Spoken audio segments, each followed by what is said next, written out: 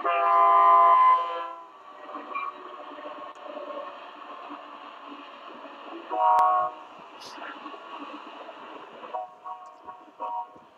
afternoon.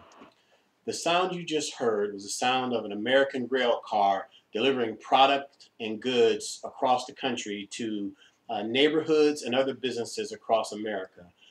For hundreds of years, the American railway system has been instrumental in moving goods and services and in the building of America. One of the companies responsible for manufacturing such rail cars is right here in St. Louis. It's called the American Railcar Industries, located right here in St. Louis, Missouri, actually in St. Charles. American Railcar Industries is a St. Louis-based company, and it's in the business of manufacturing industrial rail cars, providing maintenance and service support, fleet management, and engineering design services to other rail car manufacturers. It operates under a lean manufacturing concept, which means they're committed to eliminating waste and being the most efficient possible in its manufacturing practices. It's also in the business of managing a cyclical business due to the economy, and the efficiency of the railway industries means that companies aren't using as many rail cars as they did in the past. The growth and origin of American Railcar. The company was founded in 1864 in Milton, Pennsylvania by Murray Dougal and Company. They manufactured 1 year later the world's first tank car. That car was designed by Amos Dinsmore, and this design revolutionized the rail car industry. In 1899, the company merged with 12 other rail car companies and became known as the American Car and Foundry Company. Over the years, the company evolved and grew to accommodate the needs of a changing America. One of the transformations that the company made was during war times, it supported the war efforts.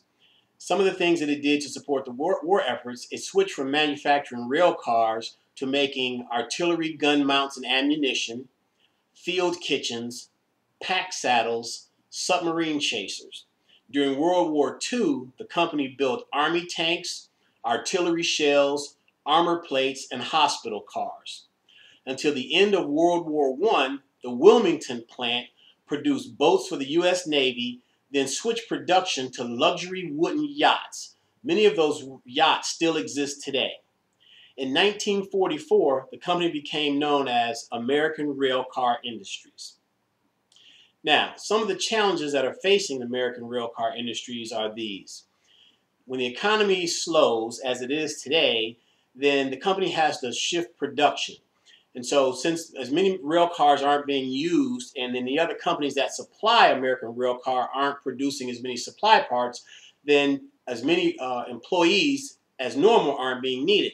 So there's a need for a layoff to save money, which makes sense. But the problem is when you send people away, those people go and find jobs. So maintaining a steady employee base is an issue for the company. In addition to that, when you have a case where you're constantly laying people off, then your core group of employees gets a little nervous and wonder, when is that next round of layoffs gonna affect my job? So retention of core, highly skilled employees is a key to the success of American Railcar Industries, and also motivating those employees so that while they're there, they're not focusing on when they may get laid off, but they're still focusing on being productive. Here are some solutions to help American Railcar continue to be successful and maintain that motivated employee base. Some of the things they need to do is focus on retention of core employees through effective leadership. And you do that by expanding ownership to others by developing a shared vision. Showing others how their interests can be fulfilled by the common vision. And that's key. The vision has to be cascaded down from the highest position, the CEO, down through the rest of the organization so that everyone feels that they're rowing the boat in the same direction, if you will. Communicating management expectations by providing timely feedback. Giving employees performance feedback so that they know that they're on the right track and doing their jobs and that they're being productive is a key to having people feel like they're being productive. And also, as part of that process, identifying opportunities for them to increase their skill set so that they can develop professionally and personally as well. Enabling accomplishments from others by pushing authority down. Another way to say that is empowerment. Empowerment is a key motivator because we all like to get a paycheck, but that only takes us so far. People are generally motivated by the intrinsic need to accomplish objectives, to be productive, and to contribute to a goal.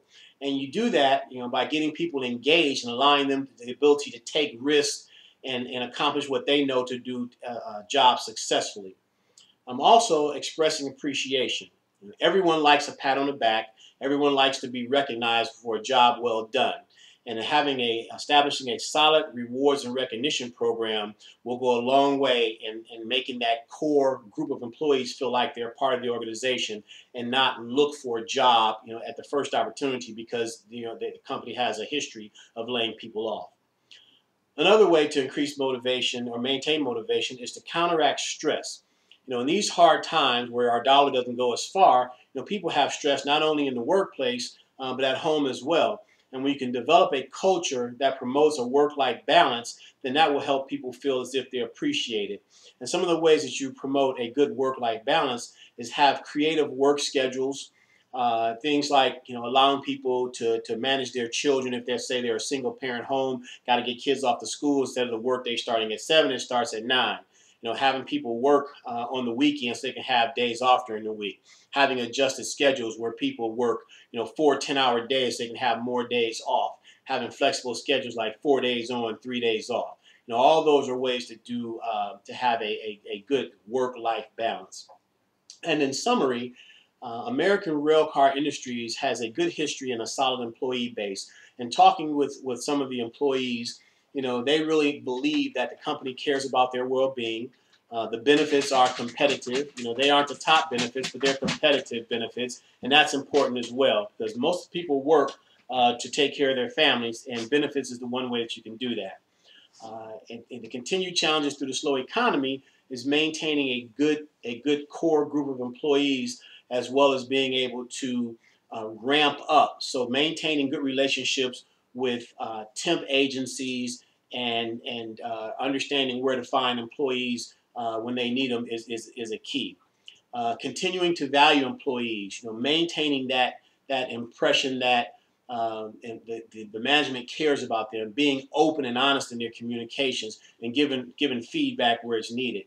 And then maintaining, developing effective leaders. Leadership is not easy. In fact, it's very difficult. And so to make sure that the company identifies the leadership development needs of its current leaders and then developing leaders by having a succession plan and developing leaders along the way will be a key in maintaining the success with the organization as well. And if American Railcar can continue to do these things, they will continue to maintain a solid, motivated, core, highly skilled group of employees and will continue to be successful for a long time. Thank you for your time and attention, and have a great day.